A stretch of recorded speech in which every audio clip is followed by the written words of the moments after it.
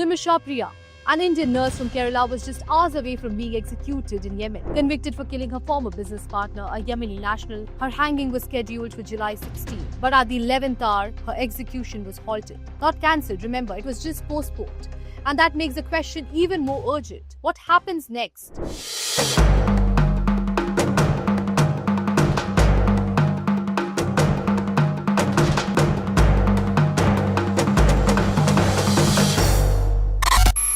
Well, it's not a story of permanent reprieve. It's a momentary pause in a high-stake diplomatic and legal deadlock. Nimisha's family, desperate to save her life, has offered nearly $1 million as blood money.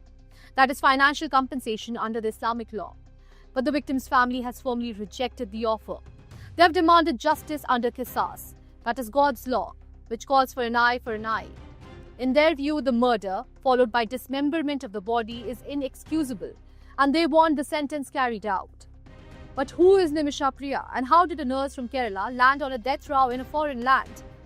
Well, Nimisha moved to Yemen in the year 2008 to work as a nurse. Over the years, she entered into a business partnership with Mehdi, and together they ran a medical clinic in the capital city, Sana'a. But in the year 2017, Nimisha alleged that Mehdi had taken away her passport, drugged her, and subjected her to abuse. When she reached out to local authorities, she claims that she was ignored and eventually arrested. Now, in a desperate bid to escape the country, Nimisha tried to sedate Mehdi using ketamine. But the dose proved fatal. In a panic, she attempted to dispose the body by dismembering it. She was arrested and then in the year 2020 sentenced to death. Her case has now become a diplomatic tightrope. She is currently held in a prison in Sana'a, a region that is under Houthi control. And India does not have official diplomatic ties with the Houthi government. All communications and efforts are being made through back channels and religious mediators.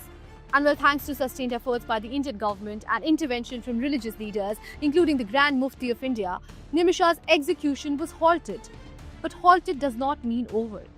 The victim's family remains firm.